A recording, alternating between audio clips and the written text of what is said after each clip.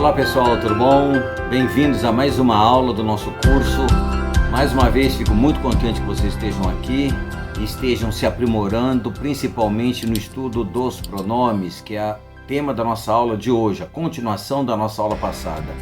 Como nós já havíamos visto, no estudo pronominal é muito importante nós termos em mente a questão das pessoas do discurso. Primeira pessoa, emissor, aquele que manda a mensagem. Segunda pessoa, receptor, aquele que recebe a mensagem. Terceira pessoa, o referente, aquele sobre que ou de quem nós estamos falando, tá bom? Bom, dando continuidade, nós lembramos que os pronomes pessoais, nós temos o do caso reto, que tem função de sujeito, e nós temos os pronomes do caso oblíquo, que são divididos em dois, os átonos e os tônicos. Não se esqueçam que os átonos, eles estão sempre ligados ao verbo, e os tônicos são sempre precedidos de preposição. Nós estávamos na nossa última aula falando exatamente sobre os pronomes átonos. Como nós já havíamos dito, os pronomes átonos, eles são os mais complicadinhos, porque, como nós vamos ver na nossa outra aula, numa das próximas aulas, nós temos toda uma regra, todo um trabalho que nós temos de ter com esses pronomes, porque eles não podem, por eles estarem ligados ao verbo, ou seja, por eles orbitarem em torno do verbo. E quando eu digo orbitar, o que eu quero dizer com isso? Os pronomes átonos, eles podem vir antes dos verbos, eles podem vir depois do verbo, ou eles podem ir no meio do verbo também. Então eles orbitam em torno do verbo. Por orbitarem então em torno dessa palavra verbal, nós temos de lembrar que há regras específicas para essa órbita. Então nós vamos estudar isso de uma maneira mais profunda em breve, nas próximas aulas. Mas hoje nós vamos então continuar com aqueles casos especiais que nós começamos a aula passada. Vamos começar agora com a questão dos pronomes pessoais, átonos, como pronomes reflexivos. Olhem aí. Bom, os pronomes me, te, se, nos e vos funcionam como reflexivos. O que são reflexivos? São aqueles pronomes que agem e sofrem uma determinada ação. Então, olha um exemplo.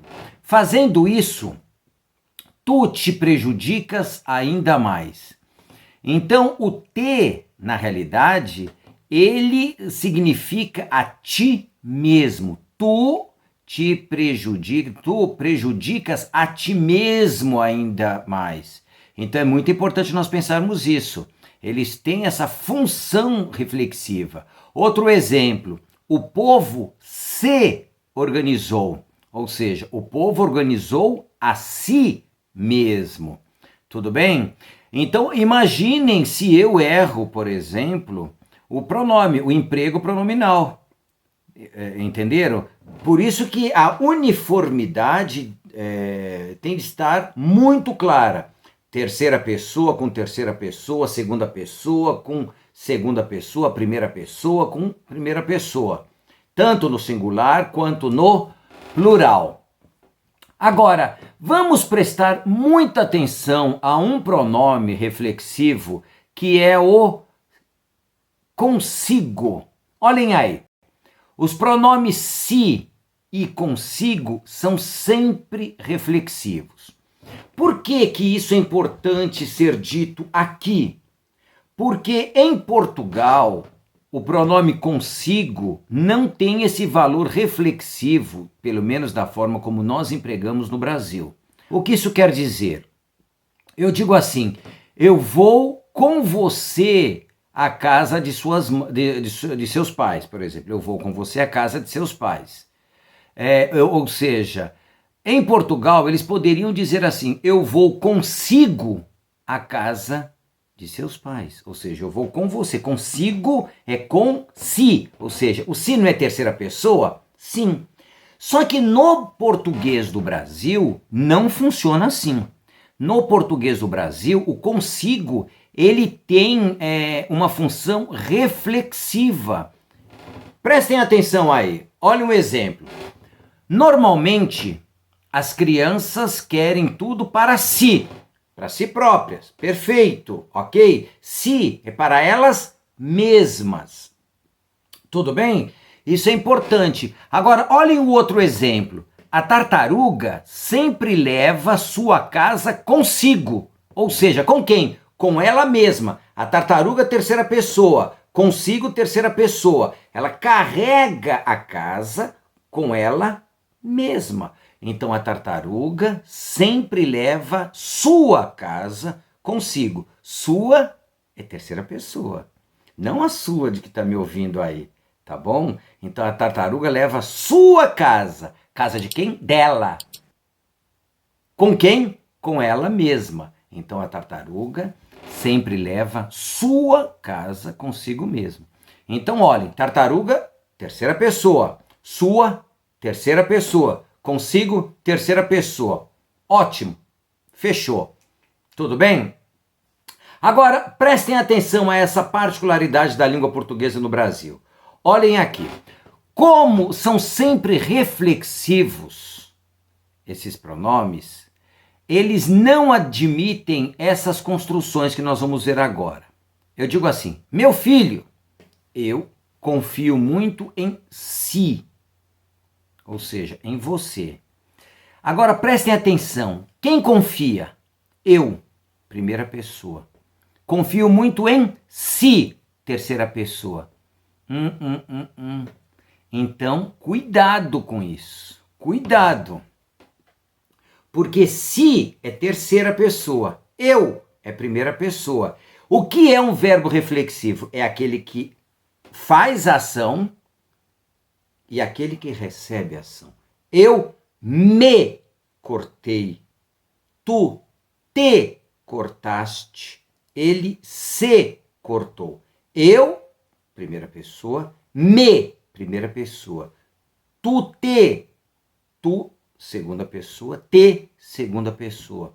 Ele se, terceira pessoa, se, terceira pessoa. Perfeito. Tá claro isso? É a questão da uniformidade de tratamento nas pessoas do discurso. Olhem a continuação. Eu gostaria de estudar gramática consigo. Então, eu, primeira pessoa, consigo, terceira pessoa. Há reflexão aí? Não. Se eu tenho primeira pessoa, eu confio. Se, terceira pessoa, há uma incompatibilidade de pessoas no discurso. Eu tenho a primeira e a terceira junto. Isso, tá fora de questão na língua portuguesa do Brasil. Volto a dizer isso, do Brasil. Em Portugal, eles usam isso naturalmente. No Brasil, isso é considerado erro gramatical. A mesma coisa no próximo exemplo.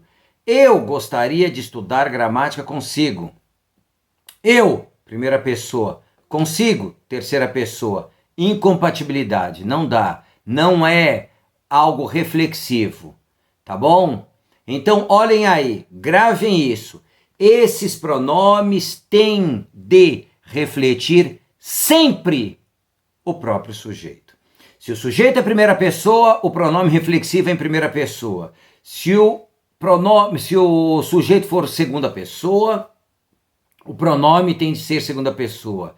Se o sujeito for terceira pessoa, o pronome tem de estar na terceira pessoa. Sempre. Então, olhem como ficam as frases.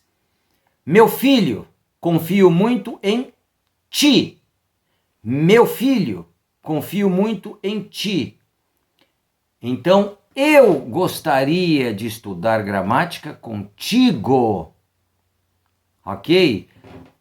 Meu filho, confio muito em você. Eu gostaria de estudar gramática com você. Então preste atenção, meu filho, confio muito em ti. Meu filho, é um vocativo, ou seja, eu estou chamando alguém. Então a pessoa chama alguém. Eu confio em ti. Então primeira pessoa, segunda pessoa. Perfeito. Não há essa ideia reflexiva. Gostaria de estudar gramática contigo? Meu filho, agora, se eu quiser usar o você, tudo bem. Meu filho, confio muito em você. Gostaria de estudar gramática com você. Então, prestem muita atenção nisso, pessoal. Como eu estou falando desde o início, desde a nossa aula passada, isso é muito importante, isso faz um grande diferencial em relação às próprias bancas de pesquisa ou num texto, quando você for elaborar um texto. Por que eu digo isso? Porque esse tipo de erro mostra a falta de perspicácia do escritor, mostra a que ponto o escritor pode chegar ou não no desenvolvimento de suas habilidades de escrita. Isso é muito importante. E isso vai se tornar mais claro ainda quando nós começarmos a ler textos de grandes autores ou de grandes escritores. Então, quando nós formos montar uma peça jurídica, por exemplo, uma inicial, etc, etc, é muito importante saber jogar com esses pronomes. Então, esses pronomes estão aí para sabermos jogar. Nós vamos reparar que muitas pessoas não sabem fazer esse emprego e o que acontece? Elas se perdem. Então, elas acabam usando uma linguagem, muitas vezes, um tanto infantil, sem contar com erro. Nós vamos ver alguns outros exemplos depois. Tudo bem? Agora vamos continuar. Aí, preste atenção. Por que as seguintes frases são consideradas erradas? Eu escolhi aqui, pessoal, algumas frases que, desde criança, algumas pessoas nos criticam, nos corrigem, mas ninguém, normalmente, nos explica por que elas estão erradas. Eu mesmo, várias vezes, eu falava assim para o meu pai, quando eu era criança, eu vi ela lá na rua. Aí meu pai virava para mim, eu vi ela não, eu a vi. Só que é óbvio, aí eu falava, eu a vi. Mas ninguém me explicava isso. Eu sou uma pessoa um pouco curiosa, sempre fui muito curioso, sempre. Sou curioso. Então eu gosto de saber o porquê das coisas. E é exatamente isso que eu quero passar para vocês. E eu acho que é muito importante saber o porquê, para que nós possamos não errar mais. Não porque decoramos, mas porque compreendemos e aprendemos e apreendemos a informação. Olha um exemplo aí.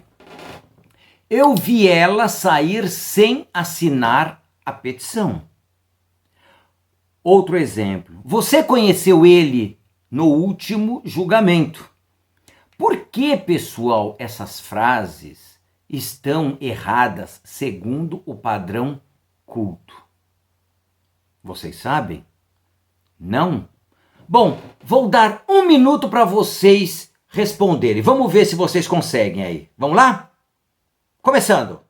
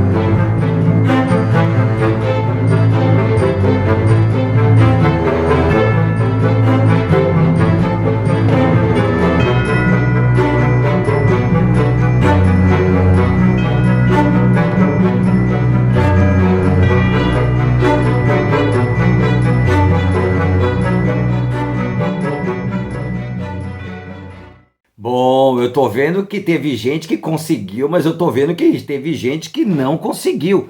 Não tem problema, eu vou explicar agora para vocês. Então vocês vão prestar atenção e vocês vão entender o porquê eu vi ela é errado segundo o padrão culto. Porque você conheceu ele é errado segundo o padrão culto. Olhem aí, pessoal. Eu vi ela sair sem assinar a petição. Uma coisa que eu quero dizer para vocês e que vocês tomem como uma base daqui para frente.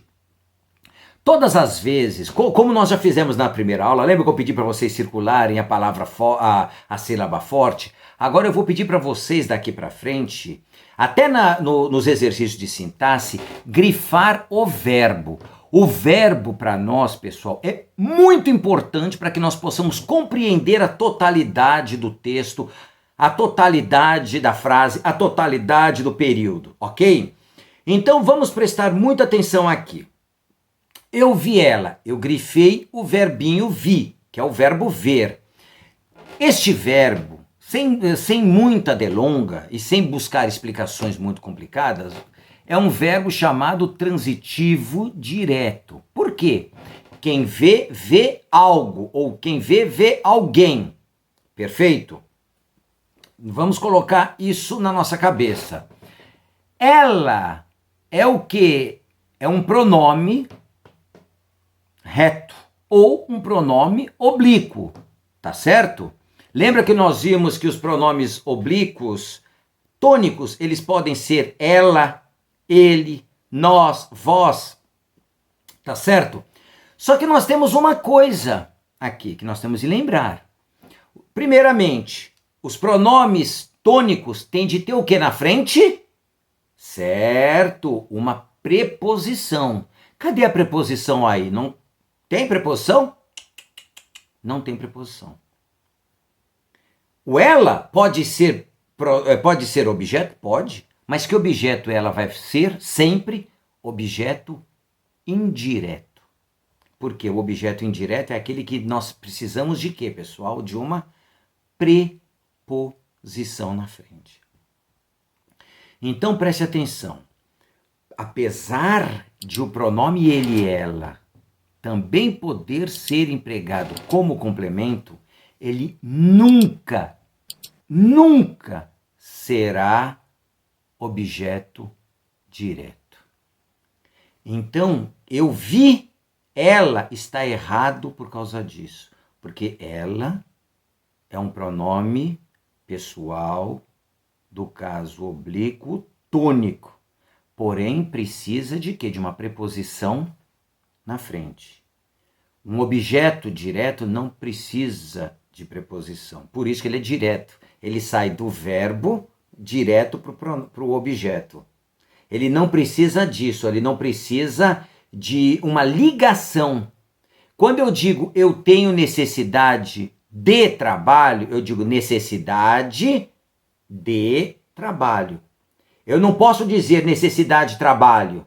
Eu preciso da preposição que liga o verbo a seu complemento. O objeto direto, não.